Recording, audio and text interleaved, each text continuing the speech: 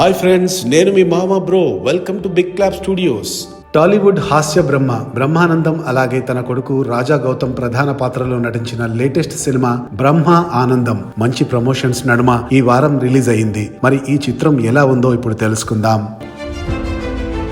సినిమాల్లో రాణించాలని బ్రహ్మ ఒక మంచి బ్రేక్ కోసం ఎదురు చూస్తూ ఉంటాడు.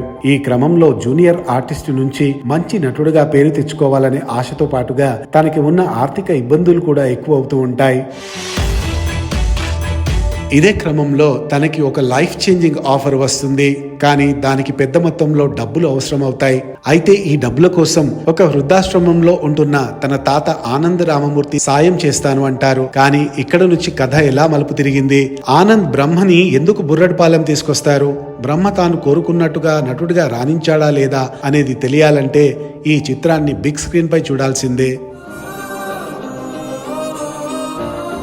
ఇక ఈ చిత్రానికి మెయిన్ పిల్లర్ హాస్య బ్రహ్మానందమే అని చెప్పవచ్చు. ఇన్నాళ్లు పలు కామెడీ రోల్స్ లో ఆయన చూసినప్పటికీ కొన్ని సీరియస్ అండ్ ఎమోషనల్ పాత్రలు నటించిన సందర్భాలు కూడా ఉన్నాయి.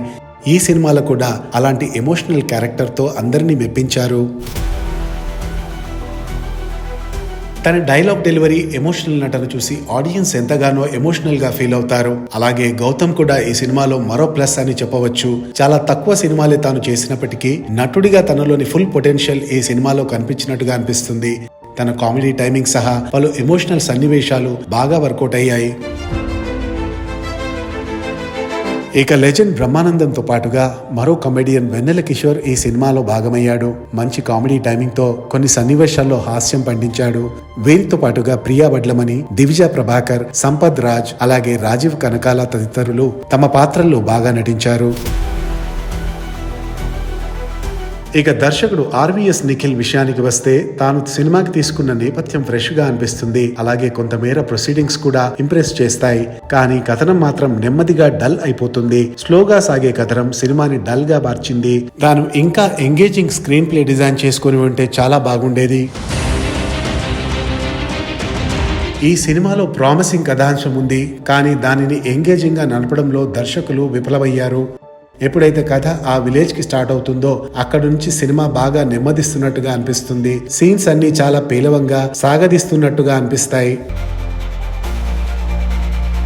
మెయిన్ గా స్క్రీన్ ప్లే సినిమాలో వీక్ గా అనిపిస్తుంది.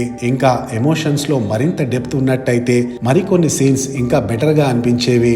అలాగే బ్రహ్మ మరియు ఆనంద్ రామ్మూర్తి నడుమ ఎమోషనల్ బాండ్ సంబంధిత సన్నివేశాలతో మొదట బాగానే అనిపిస్తుంది. కానీ తర్వాత అది బలహీనంగా మారుతున్నట్టుగా అనిపిస్తుంది.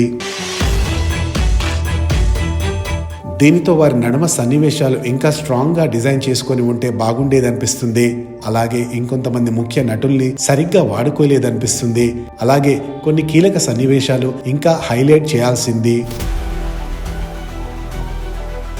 ఇక మొత్తంగా చూసినట్లయితే ఈ బ్రహ్మ ఆనందం చిత్రంలో స్టోరీ లైన్ బాగుంది. అలాగే బ్రహ్మానందం, గౌతమ్, వెన్నెల కిషోర్లు తమ నటనతో నవ్విస్తారు.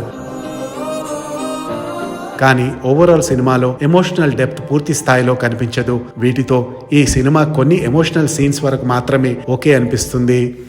మరిన్ని ఇంట్రెస్టింగ్ వీడియోల కోసం మా ఛానల్ని వెంటనే సబ్స్క్రైబ్ చేయండి.